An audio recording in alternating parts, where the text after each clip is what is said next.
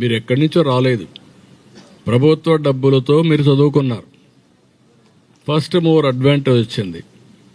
మీరు తెలివితేటలు సంపాదించుకొని ముందుకు పోయారు. మీరు కష్టపడ్డారు. ఈరోజు రాణిస్తున్నారు. మనతో పుట్టిన వాళ్ళు ఇంకా కిందనే ఉన్నారు. ఈరోజు నేను ఇక్కడికి వచ్చాను, మా ఊరికి వచ్చాను. ఈ ప్రాంతంలోనే పుట్టాను. ఇక్కడ శేషాపురానికి వెళ్ళేవాడిని, నడుచుకొని వెళ్ళేవాడిని ఫస్ట్ క్లాస్కి 1 కిలోమీటర్. చంద్రగిరికి వెళ్ళేవాడిని 5 కిలోమీటర్లు 6 కిలోమీటర్లు వాగులు వంకలు దాటుకొని లేకుంటే రోడ్లో పోయి చదువుకున్నాను, కష్టపడ్డాం. నాకు అవకాశం వచ్చింది. కానీ నాతో పుట్టిన వాళ్లకు అవకాశం వచ్చినా కూడా ఉపయోగించుకోలేకపోవచ్చు, రావకపోవచ్చు. అందువల్ల ఇంకా కిందనే ఉన్నారు. అందుకే నేను ఇప్పుడు తీసుకొచ్చే విధానం ఏంటంటే, ప్రభుత్వం, ప్రైవేట్, ప్రజలు ఎవరైతే ఇంకా పేదరికంలో ఉన్నారో వారిని పైకి తీసుకొచ్చే బాధ్యత తీసుకుందాం. ప్రభుత్వం ఖర్చు పెట్టే డబ్బులు ఖర్చు పెడతాం. వాళ్ళు డబ్బులతోనే పైకి రారు.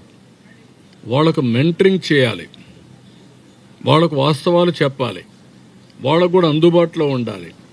ఈరోజు ఒక వ్యక్తికి మెంటర్ చేస్తే సక్సెస్ రేట్ చాలా వస్తుంది. కొంతమంది స్వతహాగా పైకి వస్తారు. స్వతహాగా పైకి రాలేని వాళ్ళని పైకి తీసుకొచ్చే బాధ్యత మనం తీసుకోవాల్సిన అవసరం ఉంది. దానికే ఈరోజు P4 పాలసీ తీసుకొచ్చాను. ఈ సంక్రాంతి అప్పుడే నేను పిలిపించాను. నువ్వు అమెరికాలో ఉండొచ్చు, ఆస్ట్రేలియాలో ఉండొచ్చు, హైదరాబాద్లో ఉండొచ్చు, పెద్ద పరిశ్రమ ఉండొచ్చు.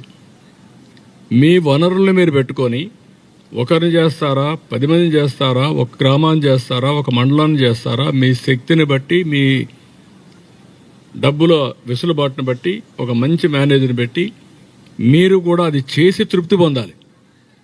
మీరు ఒక కంపెనీ పెట్టి ఎంత ఆనందపడుతున్నారో డబ్బులు వస్తే, ఒక వర్టికల్ పెట్టి అంతమందికి పైకి తీసుకురాగలిగితే ఆ తృప్తి మీకు రావాలి. సమాజాన్ని పైకి తీసుకొచ్చాను, నా వల్ల ఈ 5,000 మంది పైకి వచ్చారు అనేది వస్తే అదే నిజమైన సమాజం. అప్పుడే మనందరికీ పండుగ రోజు, అప్పుడే హ్యాపీగా ఉంటాం. అదే నా సంకల్పం.